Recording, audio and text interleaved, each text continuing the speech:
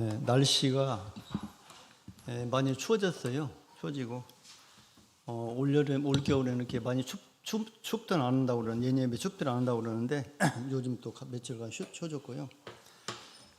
사람이 이제 나이가 들면은 여러 가지 신체적으로 이렇게 변화가 오는데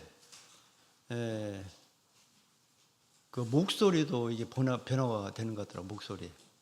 그래서 찬양을 해보면은 40대 때하고 50대 때, 60대 때하고 이렇게 목소리 틀려요.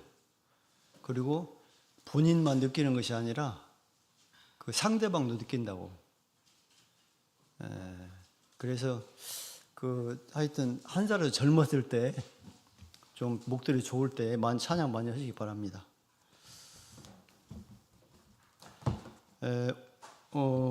자, 오늘 주 예수 그리스도의 이름으로 말씀 증거하겠습니다. 먼저 사사기 17장 6절 말씀을 같이 봉독하시겠습니다. 사사기 17장 6절 말씀.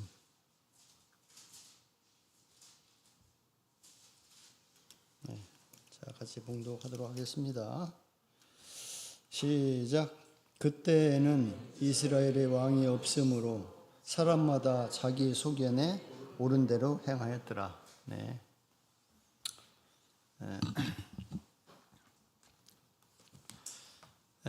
계속해서 지금 사사기를 공부를 하고 있는데 이제 거의 지금 이제 끝 부분으로 왔습니다. 우리가 아시다시피 사사 시대는 악순환이 이렇게 반복되는 그런 시대라고 그랬잖아요.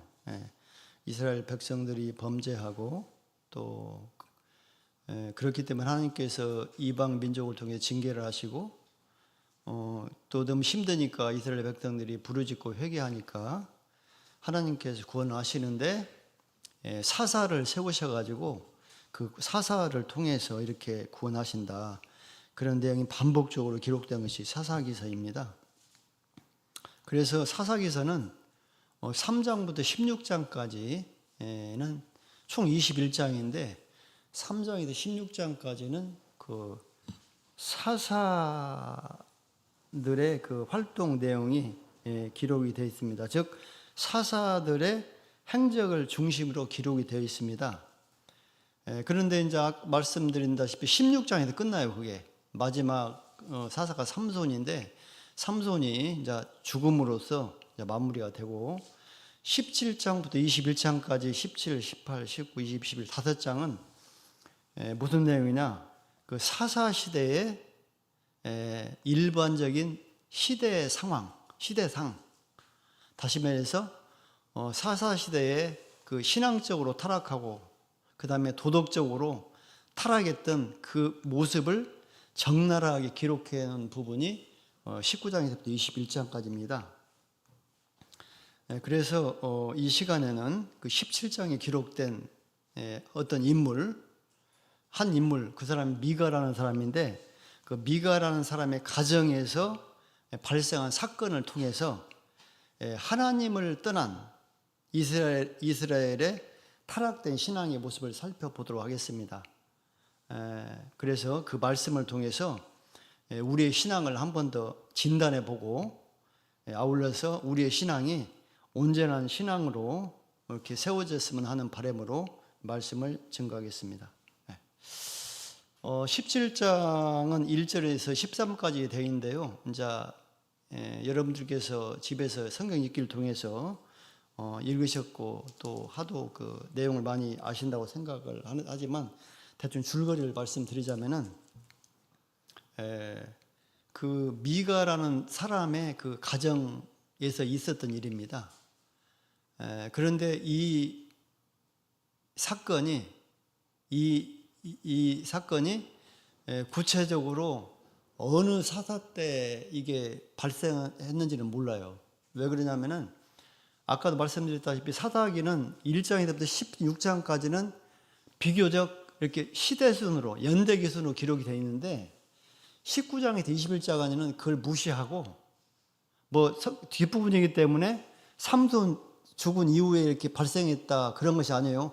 혹시 그럴 수는 있겠죠. 모르니까. 그런데 말씀드렸다시피 연대기식으로 기술한 것이 아니라 19장 21장까지는 특정한 사건, 특정한 인물을 이렇게 예시해서 예화식으로 기술을 했기 때문에 어느 시대인지는 알 수가 없습니다.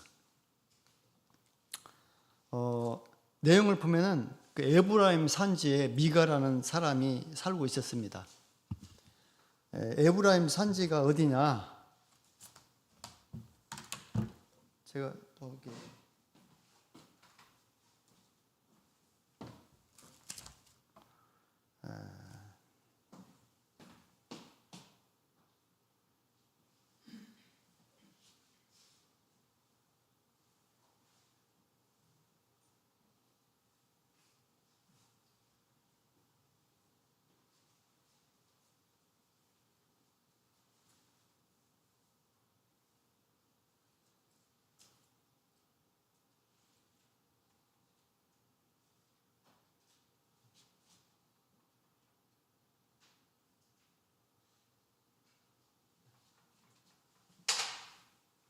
우리 어렸을 때 지도를 많이 그리잖아요. 근데 우리나라 지도도 굉장히 그렇게 어렵지 않거든요. 토끼가 생겼으니까. 근데 제가 보니까 지도 중에서 가장 그리기 쉬운 것이 이스라엘 지도 같더라고.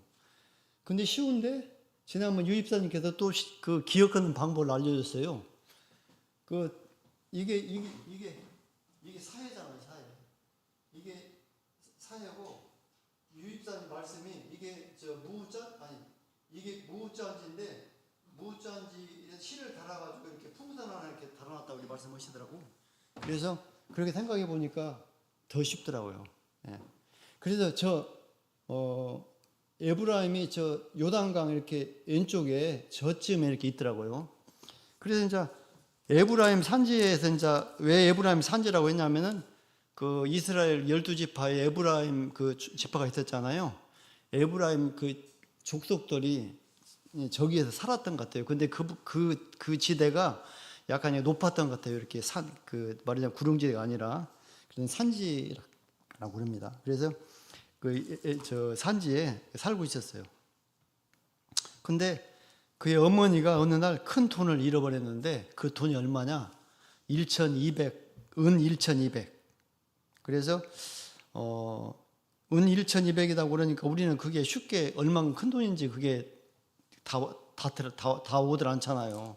그래서 제가 이제 자료를 찾아보니까 은 100세겔이라고 하면은 은 100은 은 100세겔을 뜻한다고 합니다.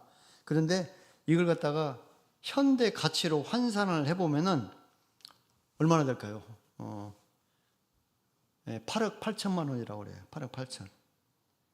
약 8억 8천만 원. 그러니까 굉장히 큰 부자죠. 우리가 아무리 부자라고 하더라도 뭐 현금을 갖다 이렇게 많이 써놓고 산 사람이 있을까요? 현금을 써놓는다는 거는 그것은 뭐 은행에 이렇게 현금 저금은까지 포함해서 없잖아요. 집까지 다 포함해봤자 뭐 다 얼마 되지 않지 않습니까? 이렇게 큰 부자였었어요. 근데 이 돈을 잃어버렸습니다. 그런데 이제 잃어버리니까 얼마나 막 속상했겠어요. 그래서 막 저주를 퍼부은 거예요. 누구한테? 훔쳐간 사람한테. 그런데 이렇게 이제 나중에 보니까 훔친 사람이 누구냐면 자기 집안에 같이 살고 있던 아들이 물론 훔친 겁니다. 그래서 이제 아들이 그 어머니가 막 그렇게 저주를 하니까 어머니한테 돌려줬어요, 돈을.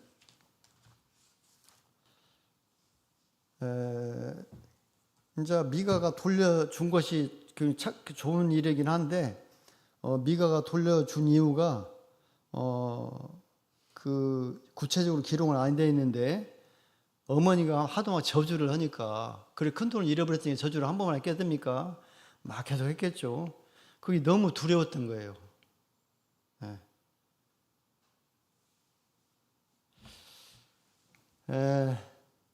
자 그랬습니다. 그런데 이제 그 뒤에 보면은 미가 어머니는 처음에는 저주를 했어요. 근데 이제 그 범인이 그 자식이라는 것을 알고는 오히려 이제 반대로 축복을 합니다.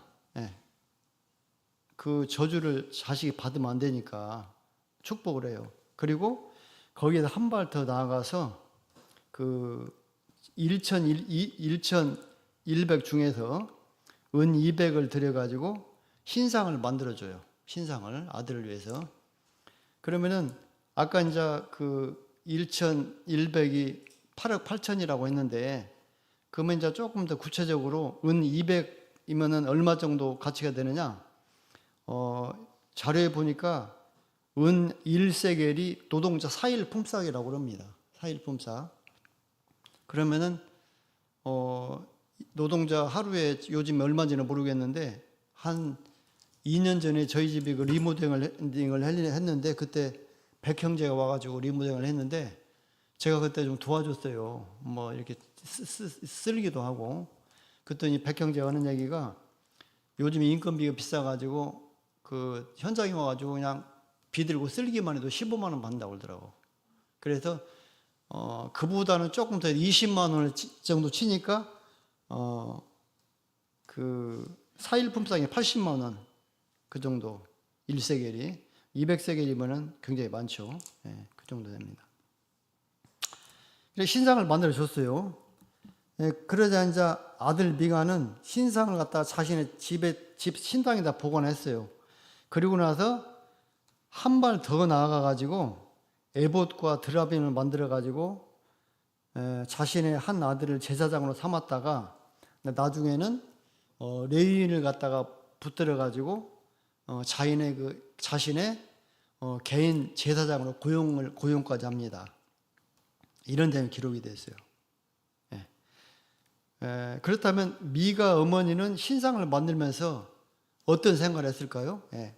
전체적으로 그 내용을 보면은 신상을 만들면서 그것이 하나님을 위한 것으로 생각을 했답니다. 그 미가 어머니는. 그리고 미가 아들 미가도 제사장을 세워서 이렇게 제사를 드렸기 때문에 앞으로 하나님께서 자신과 가정에 축복을 주실 걸로 이렇게 여겼습니다. 그러나 이것은 결론적으로 말씀드리자면은 잘못된 신앙의 모습이다. 그런데 이처럼 그 잘못된 신앙, 타락된 신앙의 원인을 아까 그 사사기 기자는 뭐라고 했냐면은 17장 6절에 가서 이스라엘에 왕이 없었기 때문에 이런 일이 벌어졌다, 이렇게 기술을 하고 있습니다. 물론 그 형식적으로는 사사시대는 현실적으로 강력한 왕권을 가진 그 왕이 없었던 건 사실입니다. 그래서 사사기 기자는 만약에 왕이 있었다고 한다면은 이런 잘못된 행위에 대해서 제지하고 올바른 신앙을 세웠을 것이다 라고 말하고 있었던 것이죠. 자, 그렇다고 한다면 사사시대에 정말로 이스라엘에 왕이 없었을까? 답은 처음부터 있었죠. 그 왕이 누구냐면은 이스라엘의 왕은 하나님이십니다. 그러나 이스라엘 사람들이 하나님을 왕으로 여기지 않았기 때문에 이런 일들이 발생한 것이다. 그래서 어쩌면 그 사사기 기자는 이 같은 이스라엘 백성들의 패역과 무지의 현실을 꼬집어 가지고 왕이 없었다, 이렇게 말을 한 것일 수도 있다고 저는 생각을 해봤습니다. 여하튼 간에 이처럼 하나님을 왕으로 여기지 않는 심령은 자기 마음대로, 자기 소원대로, 소견대로, 즉 자기 마음과 자기 소견이 왕이 된다는 것을 우리가 이 내용을 통해서 알 수가 있습니다. 그렇다고 한다면 하나님을 자기의 왕으로 여기지 않는 신앙은 어떤 모습을 보일까요? 우리는 본장을 통해서 한번 살펴보도록 하겠습니다. 하나님을 왕으로 여기지 않는 신앙은 어떤 모습을 보일까요? 첫 번째로는 말과 행동에 진실함이 없게 됩니다. 17장 1절에서 2절을 같이 봉독하도록 하겠습니다. 17장 1절에서 2절. 자, 시작. 에브라임 산지에 미가라 이름하는 사람이 있더니 그 어미에게 이르되 어머니께서 은 1,100을 잃어버리셨으므로 저주하시고 내 귀에도 말씀하셨더니 보소서 그 은이 내게 있나이다. 내가 그것을 취하였나이다. 어미가 가로되 내 아들이 여호와께 복받기를 원하노라 하니라. 말과 행동에 진실을 엮게 됩니다. 이 제목만 보도 알겠죠? 먼저 미가 어머니의 행동을 통해서 한번 살펴보도록 하겠습니다. 아까 말씀드렸다시피 당시 미가 가족은 에브라임 산지에 살고 있었습니다. 그래서 미가의 가정은 어떤 다른 가정보다도 더 신앙적으로 영향을 받았을 것이다. 이렇게 생각을 추측을 해봅니다. 왜 그러냐면은 당시 하나님의 상막이 어디에 있었냐면 실로에가 있었거든요.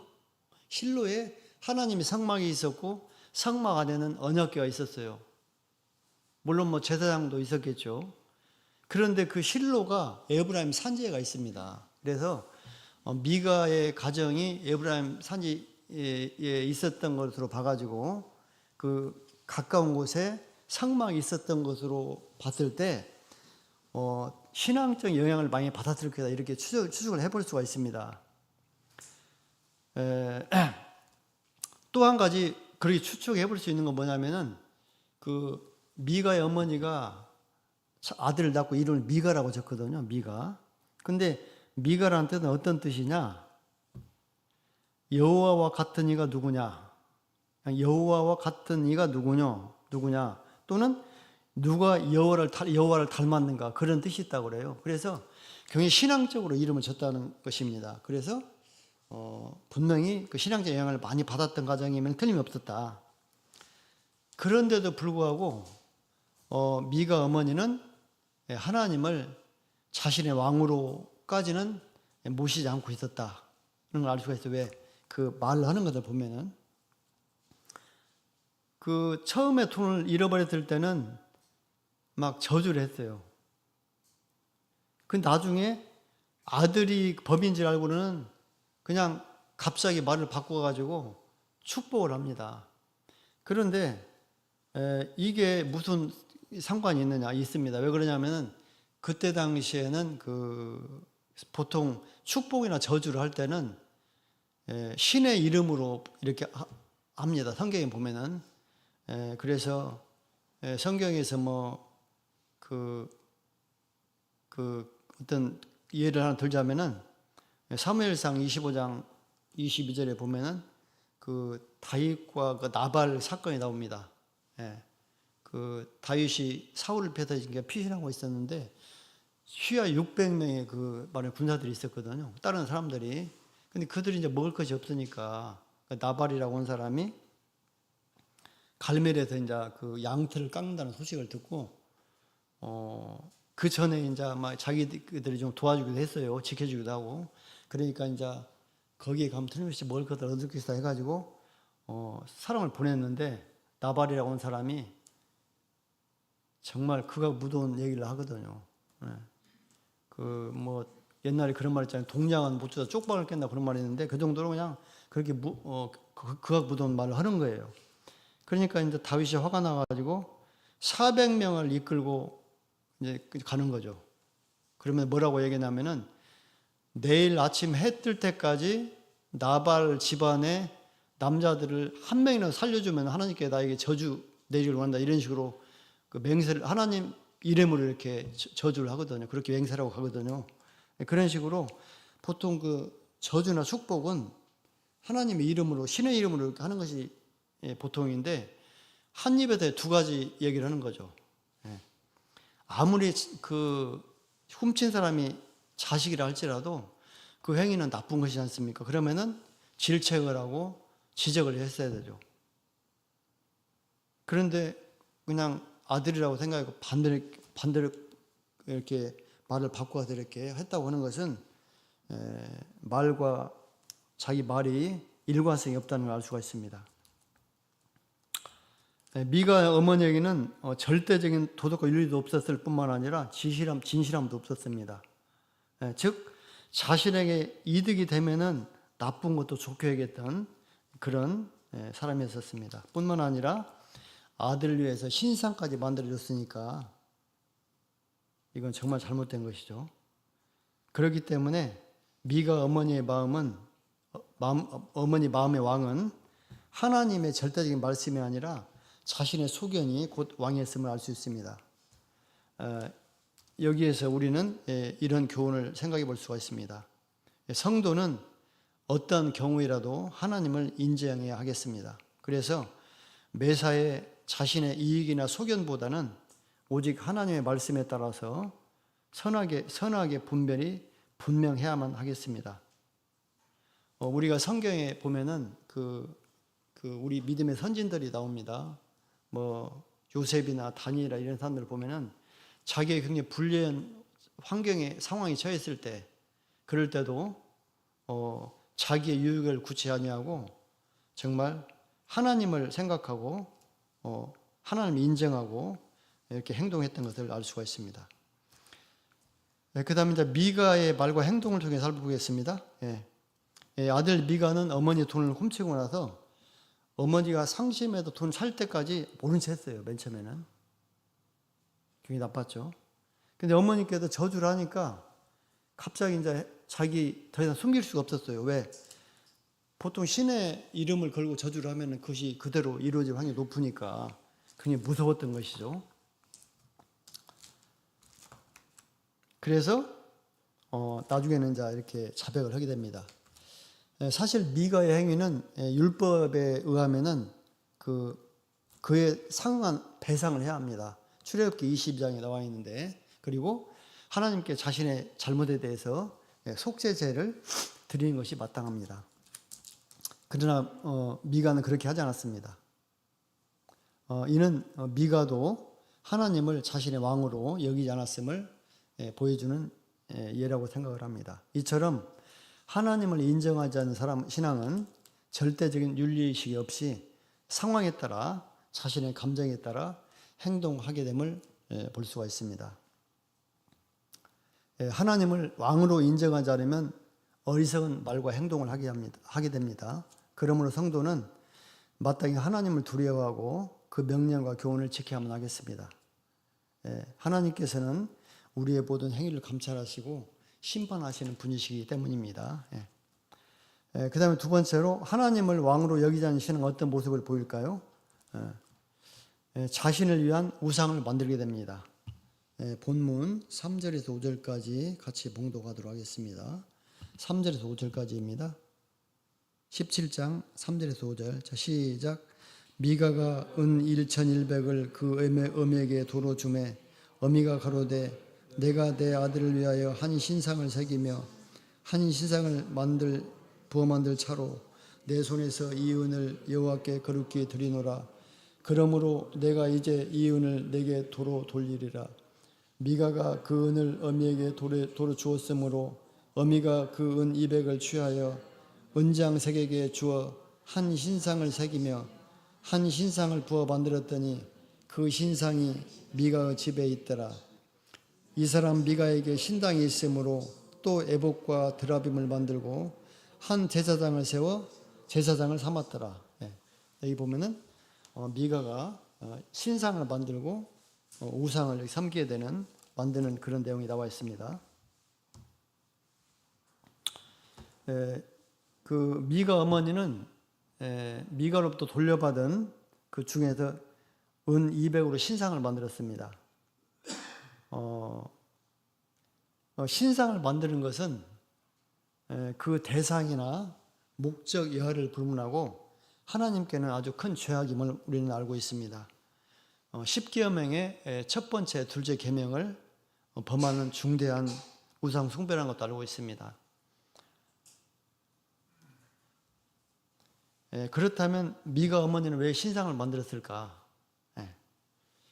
그 이유는 하나님에 대한 무지뿐만 아니라 오로지 자신의 소욕 때문이었다, 이런 것을 알 수가 있습니다. 즉 신상을 만들어서 신을 기쁘게 하여 자신이 말한 저주를 만회하고 그 아들이 하나님께 복을 받을 수 있도록 우상을 만들었다는 것입니다.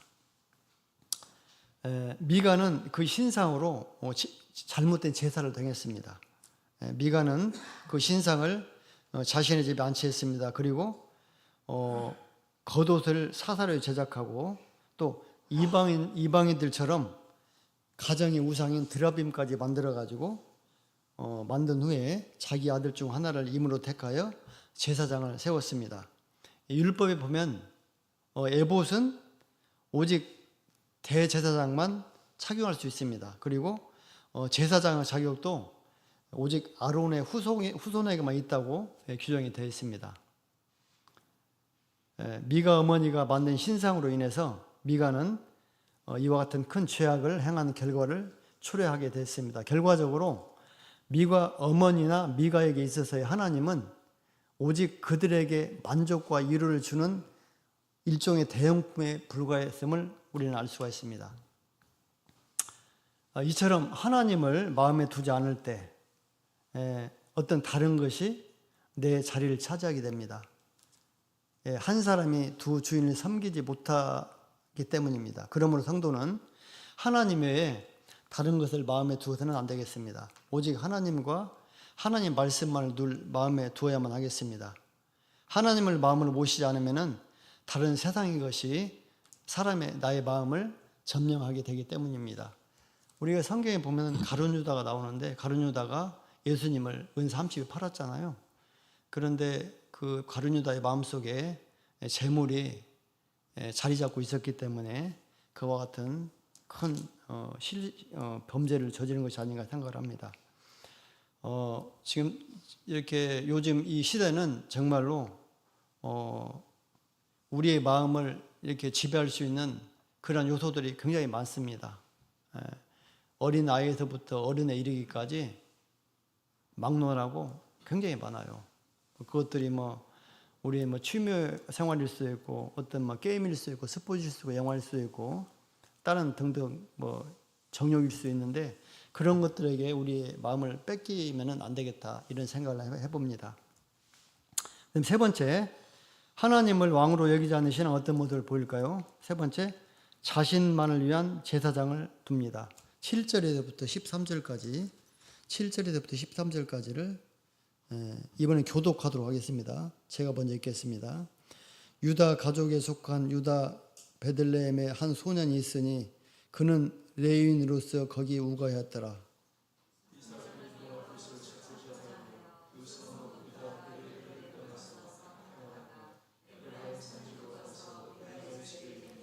미가가 그에게 묻되 너는 어디서부터 오느냐? 그가 이르되 나는 유다 베들레헴의 레위인으로서 거할 곳을 찾으러 가노라.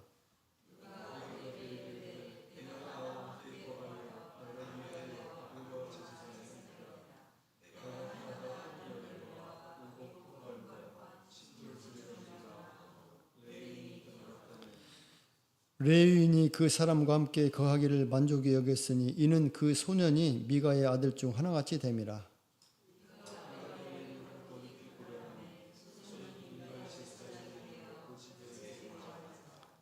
이에 미가가 가로되 레위인이 내 제사장이 되었으니 이제 여호와께서 내게 복 주실 줄을 아노라 하니라.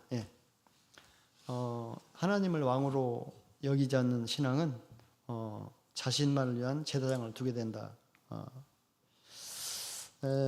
여기 내용을 보면은 미가는 그 베들레헴을 떠나 유리하는 레위인을 만나게 됩니다. 그리고 그를 자기 집으로 데려와서 제사장을 고용을 합니다.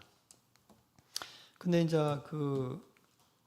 원래 이스라엘 백성들이 미스라엘 땅에 거주할 때 여호수아를 통해서 이렇게 이제 땅을 분배를 했잖아요. 분배를 하고 이제 했는데 각 지파들에게 이렇게 이제 땅을 분배했는데 레위 지파들한테는 땅을 분배하지 않았거든요. 그리고 전국적으로 성읍에다 골고루 분포를 시켜가지고 그곳에서 그냥 이렇게 생활할 수 있도록 이렇게 터전을 마련해 줬습니다. 그렇기 때문에 이제 자기 있는 그곳에서 이렇게 이제 자기 소임을 해야 되는데 당시 레위인이 그곳을 떠나가지고 이렇게 유리하는 경우가 있었다고 그래요. 그러면은 어떤 이유 때문에 이렇게 유리했느냐? 한 두어 가지 이유가 있다고 그러는데 첫 번째로는 그 그 백성들이 레위인들에게 그 줘야 될 11조나 선물들을 제대로 이렇게 주지 않기 때문에 생활을 할 수가 없잖아요. 그래서 생활권 때문에 이렇게 그런 일이 발생할 수가 있고, 두 번째로는 그 레위인들이 그 백성들이 주는 그 재물에 만족을 하지 못하고 더 나은 조건을 찾아가지고 다른 곳으로 이렇게 떠나는 경우가 있었다. 이런 두 가지 경우가 있었다고 그래요. 두 가지 경우 굉장히 올바른 것은 아니잖아요. 바른 건 아니죠. 그만큼 이제 신앙적으로 백성들이나 또 지도자들이나 이런 분들이 이렇게 타락하고 그랬다는 것을 알 수가 있죠. 그런 일이 벌어졌다고 합니다. 그래서 이제 아마 이 레위인도 그런 어떤 이유 때문에 이렇게 이제 자기 거처를 떠나가지고 이렇게 이제 다니다가 미가의 집까지 오게 된 것 같아요. 그러니까 미가가 그 레위인을 갖다 자기 집 제사장으로 삼아가지고 그 조건으로 은 10개와 의복 1벌, 그 다음에 식물을 주기로 하고 이제 제사장으로 삼았죠. 그런데 미가의 행위는 정말 명백한 죄악이라고 아니할 수가 없습니다. 제사장이라고 하는 것은 오직 성막에서만 일을 해야 되죠. 그러므로 성막을 떠나서 개인이 불법적으로 세운 제단에서 일을 하면 안 되고, 더군다나 하나님을 섬기는 것이 아니고 어떤 개인에 소속돼 가지고 개인을 위해서 섬기는 일을 한다고 하는 것은 더더욱 있을 수가 없죠. 그런데도 리브가도 이런 사실을 알았을 것입니다. 영향을 받았기 때문에. 그런데 불구하고 그 레위인으로 하여금 그 거룩한 신분을 돈에 팔리게 하고, 심지어는 자신을 위한 우상의 제사장까지 되게 하였으니까 정말 이것은 명백한 범죄라고 할 수가 있습니다. 율법에는 모든 레위인이 전부 다 제사를 드릴 수 있는 것 아닙니다. 아시다시피 아론의 후손만이 제사장이 되어서 제사를 드릴 수가 있습니다.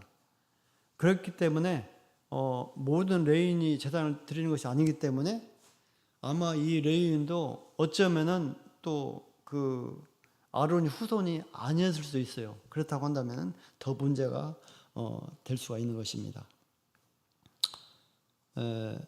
어쨌든 간에 미가가 이처럼 레위인을 임으로 제사장을 삼은 것도 문제고, 또 더군다나 미가 자기 한 가정의 유익을 위해서 제사장을 삼은 것도 더더욱 문제가 되는 것입니다. 이 같은 미가의 행위는 왜 이런 일이 발생했느냐? 미가가 하나님을 마음에 두지 않았기 때문에 생긴 일이다. 이렇게 우리가 생각해 볼 수가 있습니다. 오늘날 우리들도 자신의 사욕을 따라서 어떤 스승을 두어서는 안 되겠습니다. 이런 경우가 있어요. 이제 물론 이제 우리 교회는 그런 경우가 별로 없는데, 이제 특히 이제 일반 교회 같은 경우는 이게 좀 심하거든요. 그래서 우리가 신앙생활을 하면서, 믿음 생활을 하면서 특정인을 이렇게 따라다니는 경우가 많이 있어요. 그래서 제가 벌써 한 20여 년 됐나? 근데 20여 년 됐는데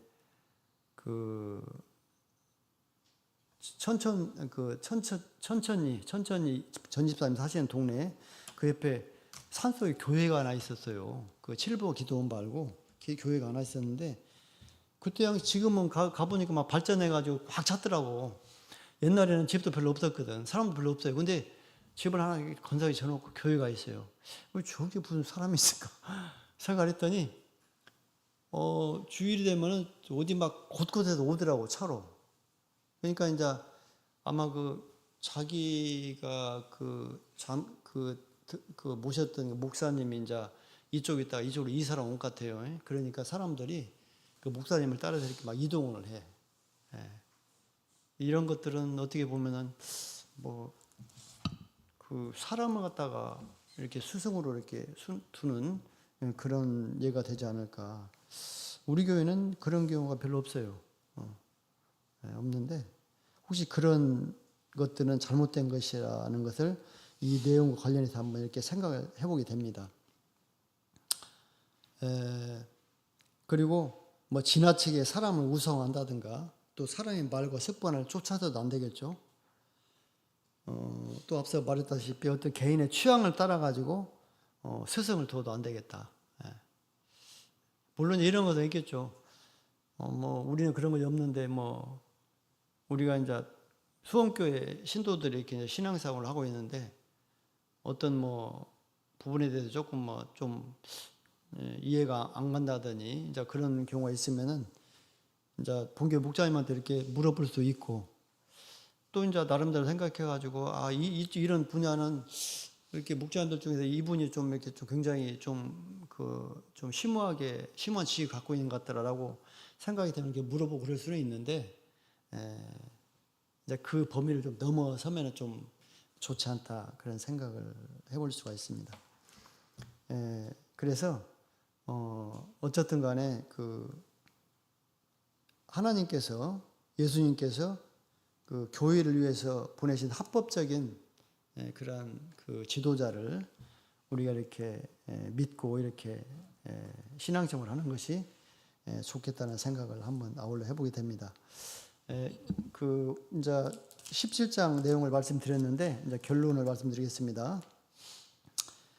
오늘 그 17장을 통해서 사사시대의 그 일반적인 신앙 모습을 살펴봤습니다. 이스라엘 백성들이 하나님을 왕으로 모시지 않았을 때 신앙적으로 어떻게 타락을 하게 되는가 이런 모습들을 그 17장을 통해서 살펴보았습니다. 오늘날 우리도 우리의 마음에 하나님을 모셔두지 않는다면 이와 똑같은 일이 벌어질 것이다 라는 것을 한번 생각해 봅니다. 우리가 섬기는 하나님은 만왕의 왕이시고 만주의 주이십니다. 또한 생명의 근원이시고 심판의 주이십니다. 우리 이 사실을 우리 마음속에 명확하게 새겨야겠습니다. 우리 모두 늘 하나님을 왕으로 모시고 의로운 말씀을 따라 살아가는 믿음 생활이 되었으면 좋겠습니다. 이상으로 말씀을 마치겠습니다. 다 같이 묵도하시겠습니다.